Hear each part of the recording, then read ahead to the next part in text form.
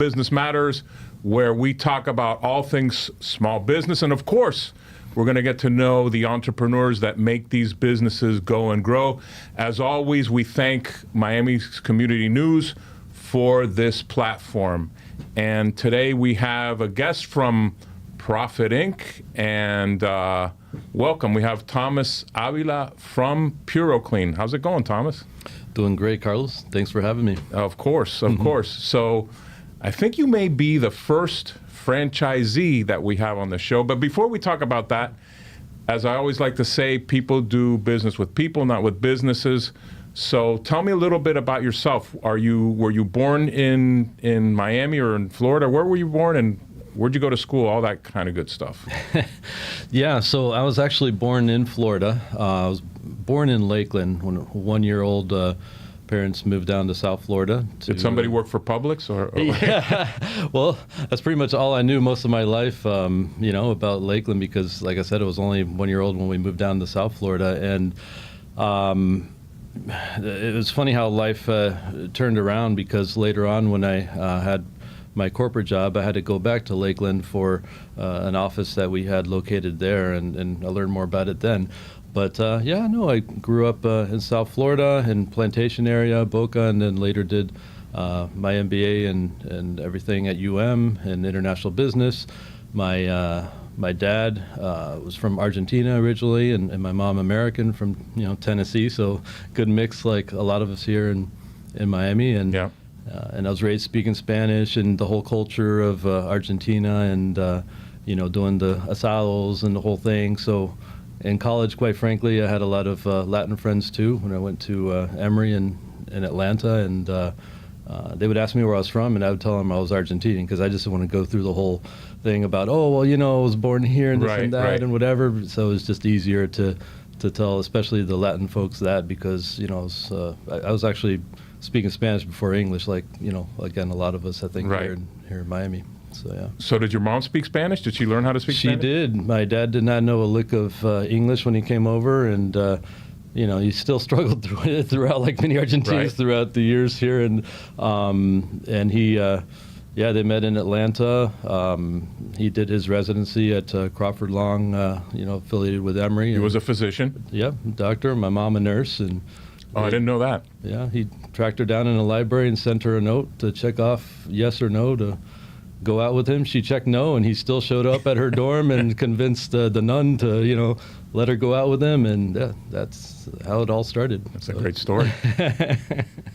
So you graduated from Emory, then came to UM to get your MBA in international business. Yes. And what was your dream back then? What did you want to do? Yeah, because I guess of my multiculturalism and the language and just my interest in international business in general. Miami had a nice international business program at the time. It was a dual master's, and they required you to work in another country, so I thought that was kind of cool to get some work experience there too. So I worked in Chile for Gillette, the Gillette company there, and so my dream was really, let's apply business internationally and work at it that way. And then eventually I managed Latin America for a U.S. company based out of Cleveland, Ohio. Oh, wow. Yeah. Interesting. So what happened after that? When did you get the bug, as we say, to be an entrepreneur?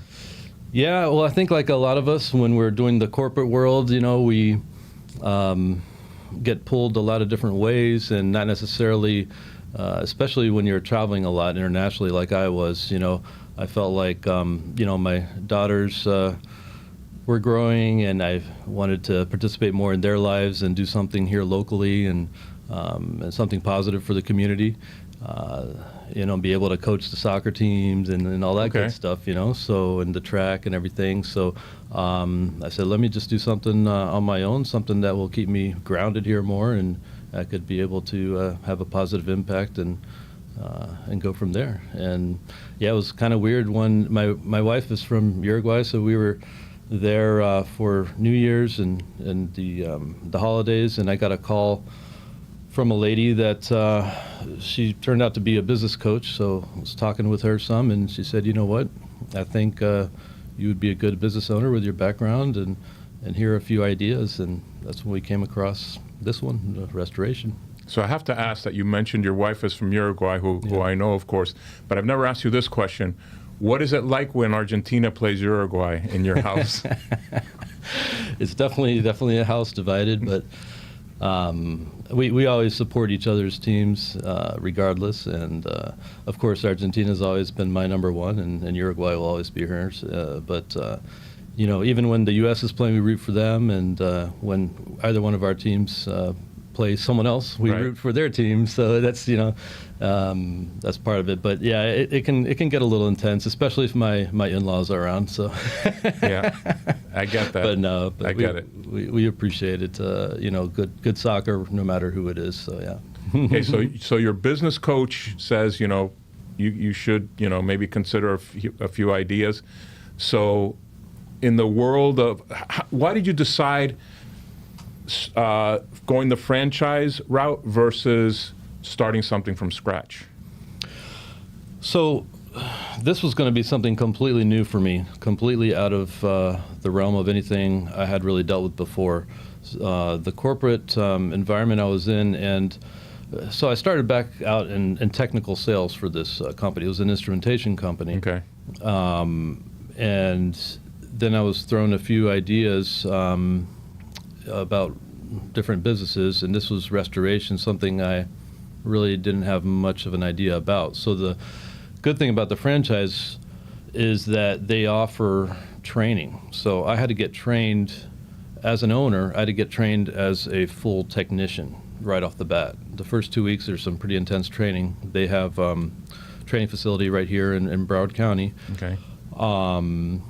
And we get certified. Basically, we get all the tools that you would need, and of course the equipment and everything right off the bat. And as soon as we get out of there, we graduate from what they call new franchise training, and we get certified. We're pretty much at the top notch in the industry, because there are so many restoration companies out there that have no certifications or haven't gotten to that level. So it's a pretty neat situation to have that type of education and training right off the bat. Okay. So I want to back up for a minute, because, I mean, you could have opened a food franchise. There's a zillion franchises. Mm-hmm. Why this? What drove you to choose PureClean? Yeah, I mean, that's a good question, because the business coach, that was one of the things. I like to cook, for example, as you can probably tell by my mention of the asados and whatever, but I also like to just cook in general. And to me, that would have been a neat thing to go after. I mean, back when I was getting my my master's, I did wait tables, I bartended, I went to a bartending school and everything. So to me, it would have been a natural progression. And I told her that, because there were some concepts like that in the bar restaurant industry, what have you. And she said, yeah, but that's what you actually like to do, and like in your downtime and everything. I don't think that's something that you would be necessarily happy doing full time and working at, and I think she was right. Interesting. That perspective. Yeah. And something that I've always thought of with that is, wow, and and I know I have good friends that have been in that industry, and it's a tough one. You have to be around for the holidays. There's a lot of things. Not that what I'm in now is necessarily easy in that respect, right? But it's a given that those are the times that you would need to be there. So she mentioned this one, restoration, and to me, I thought it was just sounded to me like construction. So it was one of the first ones she said, and I had just kind of discarded at the time. And then later we circled back around. She's like, no, but just so you understand, this is what it's about. And she explained a little bit more. And then I started looking more into it and doing my own research, and then, of course, visiting them and seeing what it was all about. And it became very attractive. And when did your business start?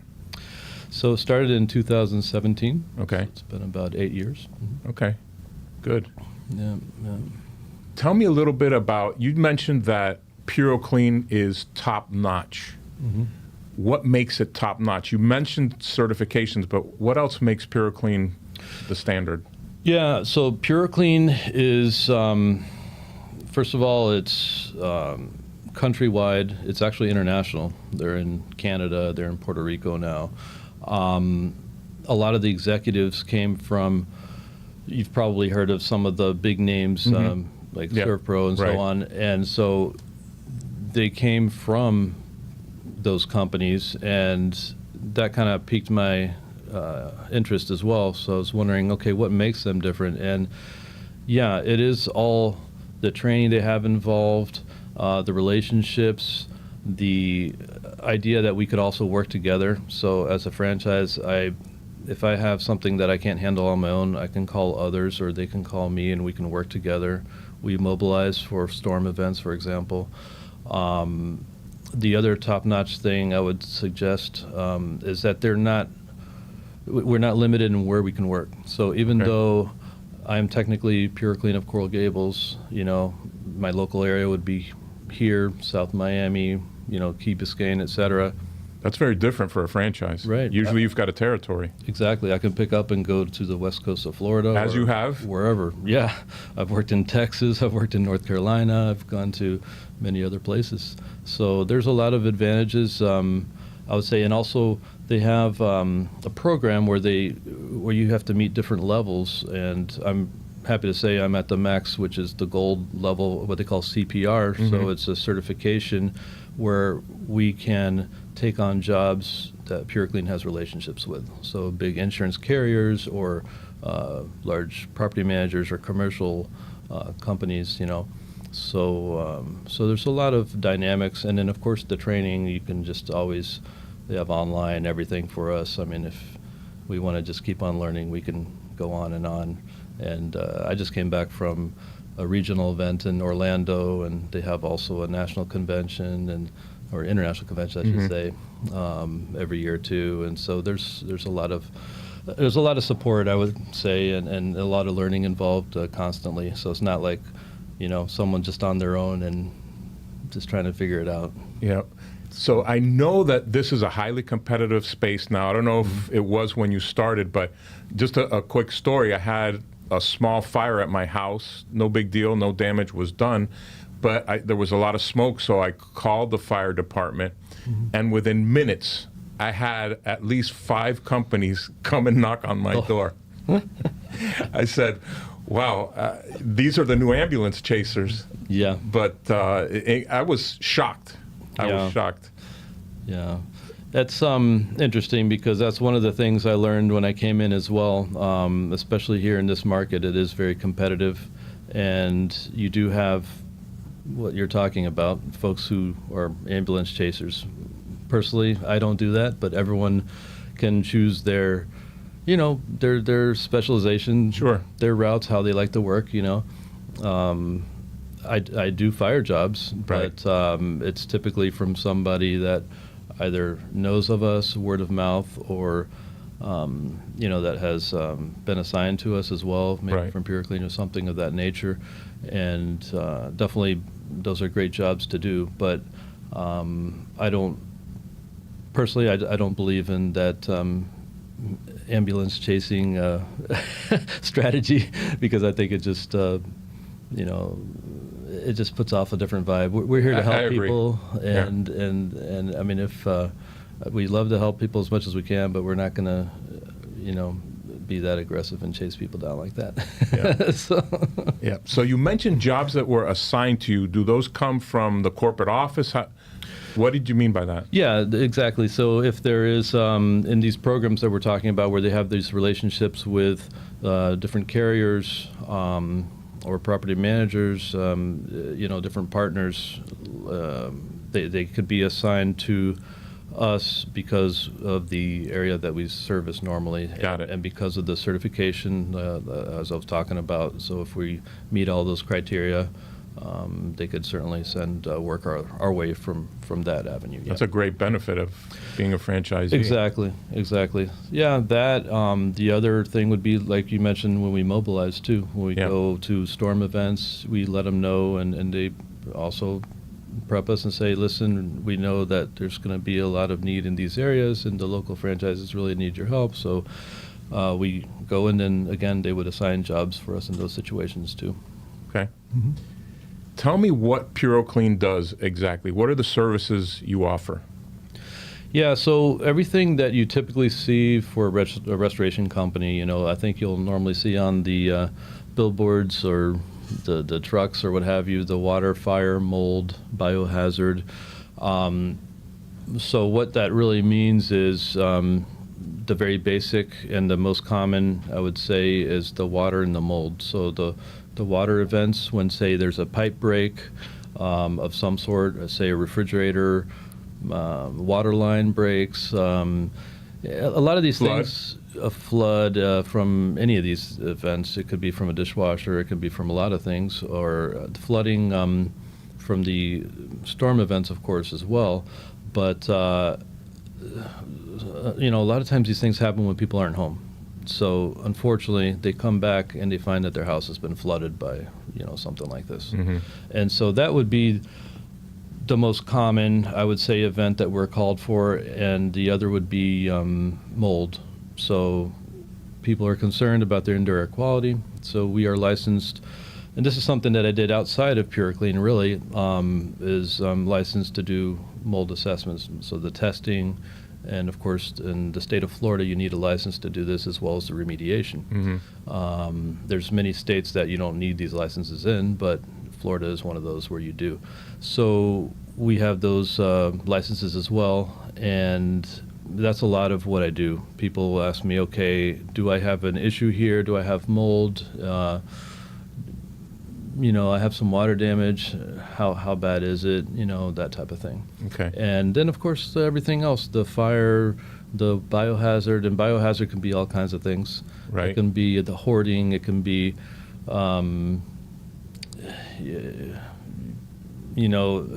COVID was one of those things that came about that we did a lot of business in as well, just the regular disinfections and that type of thing that falls under biohazard too. And then, of course, bodily fluids, from what have you. You ever do any crime scene stuff, or is that? I've done some of those as well. Mm-hmm. Yeah. Going back to mold, is it safer? Would I be crazy to say that every home in South Florida has mold to a certain extent? No, you're not crazy. Okay. So, of course, there is what's considered a normal level of mold. So just by opening the door to the outside, you're going to have mold creep into your house, Right. So the idea is to have, what's considered normal levels indoors. Once you have something that's not normally indoors, or you have elevated conditions, then that's when you have to be a little concerned. And that's something that really, started to interest me. So I became a member of NORMI, for example, National Organization of Remediators and Mold Inspectors. And then I took different courses for the sensitized, and we know a lot more about mold and how it affects people now than we used to. Yep. So they estimated, back when I took the course, originally about 7 years ago or so, they estimated about 20% of the population is predisposed with that gene, that they're sensitized or susceptible to mold. Now they're saying 25%. So, they're finding out more and more as time goes along. Yeah. And it, of course, affects mostly the older folks and the younger, but there's people, like my wife and my oldest daughter, they're more sensitive and everything, and myself and my youngest really are not. So it really depends a lot of times on the person, but regardless, we want to make sure our clients have safe environments. So you go into a home, how do you inspect for mold, and what steps do you take to remediate it? Yeah, so the inspection portion of it, depending on how bad it is, so if there's anything that warrants testing, of course, that can always be done. Can you sense it right off the bat when you walk into a home? If it's bad, if mold is bad? Yes. Okay. So if you have that musty smell, musty odors, that type of thing, you can really sense that, especially if you're sensitive to it. Right. And I have customers who, like I said, I personally am not that sensitive to it, but when they tell me that they smell something, I take their word for it. Okay. And then usually that means, okay, we do need to do some testing here to figure out what we have going on. So that could involve air testing, surface testing, and then we get the lab results back and then see how to handle it from there on. As far as remediating, it just depends on the level, how bad it is. It could be that there's nothing really of concern if there's not a whole lot of growth, and it's not, maybe it could be a sanitization, or it can be a full-out remediation, which would be material removal, and then of course the whole sanitization process and everything. So what is the sanitization process? So the sanitization process is getting the air quality back to normal, and also cleaning the complete environment inside. Okay. So that's very detailed cleaning, that's HEPA vacuuming, that's air filtration, HEPA air filtration, it's antimicrobial application. There's a lot of steps involved in what's considered just sanitization. And during material removal, if that needs to take place, then a lot of this is going on in tandem as well. Okay. So, and there's different methods. Different people, remediators, have their preferences of what products to use and Right. And how to do things. Bleach being one of them, or no? No, we do not recommend bleach. That's a good way to clean hard surfaces, Right, but it's not something you want to just put on drywall, for example. Right. We always say that'll cover it up, and it'll give you the false sense that it's gone. Right. But you're really feeding it on the back end there. Got it. So yeah. So, we like to stay ahead of the curve too, and find different ways that we can do the sanitization at a lower cost, for example, so that it's not so complicated and takes so long for our, clients to be out of the house. So, What are some of the I don't even know what adjective to use, but the wildest situations, or the craziest, or the most severe situations you've seen out there? yeah, I mean, I'd have to say those are definitely storm events. Okay. So when I deployed, pretty much right off the bat, I would say it was my second year into it, to North Carolina. That was pretty bad because Hurricane?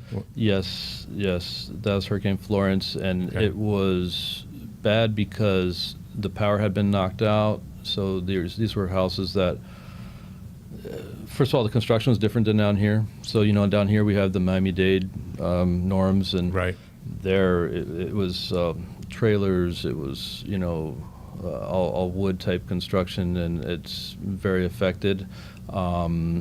Without power for several weeks, there were places that we walked into that, I mean, it was just mold everywhere, just from top to bottom as you saw it. So we had to completely take everything out. Just and leave this, gut everything? pretty much gut it and leave the structure sanitized and ready for build back.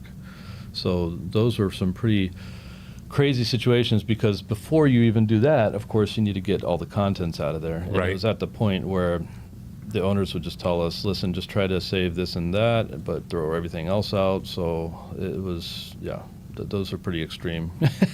So we were just getting rid of everything, and it's just, what we really don't like to do, because we like to mitigate. That's the whole purpose behind Pure Clean. We Right. want to keep it from getting to that point. Right. And Unavoidable in that case. yeah. So those were the extreme cases for sure. How about the west coast of Florida? I'm sure you saw some stuff there. Yes. Last year after Milton and Ian before that, right? Well, yeah. I mean, I guess we've had our share throughout the years. So yeah, the thing is, a lot of those were flood related, and the problem with the flood waters is the contamination. So with that type of water, unfortunately, the material needs to be removed. So when you have a regular pipe break, from a clean water source, the idea is to mitigate, and that's what we're really trying to focus on, to keep things from getting worse and to salvage everything that we can. Right. When there's flood water like that, we need to basically gut everything again, up until the point, of course, that it was affected, and sanitize it and to keep it from getting to moldy conditions. So, and again, taking all the contents out, and I mean, there were places where, it was just piled up so high, the stuff that we had put outside the house, that you couldn't see the house from the street level, just because of the amount of stuff that we had to take out. And I mean, I remember one house on the West Coast over there where unfortunately an older lady was living in there, and her son had to break through a back window to be able to get her out because the doors weren't opening, everything that had fallen in front, the trees and so on, and the floodwaters and everything. So but at the same time, they're the most rewarding jobs because people really do appreciate you and want you in those times. In those times, it's difficult for them to find companies that will respond, you know, on a timely basis because there's just so much demand. And so it is rewarding to do those jobs as well. It's tiring for us, of course. We're, you know, You're away from home too. Having to find places where to put everyone up, the crew and the whole thing, and so it's not easy, but at the same time it's definitely I would say anyways the most rewarding jobs that we've had. Okay. Yeah. So Thomas, I know we've been streaming the phone number, but I want them to hear from you. If they run into one of these issues, who should they call? Well, yeah, no, definitely call us at PureClean. So we're, you know, PureClean of Coral Gables, and the phone number as you have it up there, the 305-894-4343, and you know, you could certainly get us through our website as well, and just send us a message through there. But yeah, we're happy to help out with anything.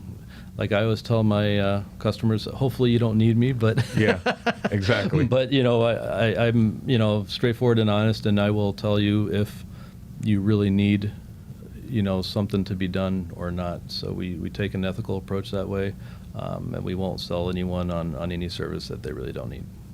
Excellent. So. Thomas, thanks so much for being here, and thank you for being here today, and we'll catch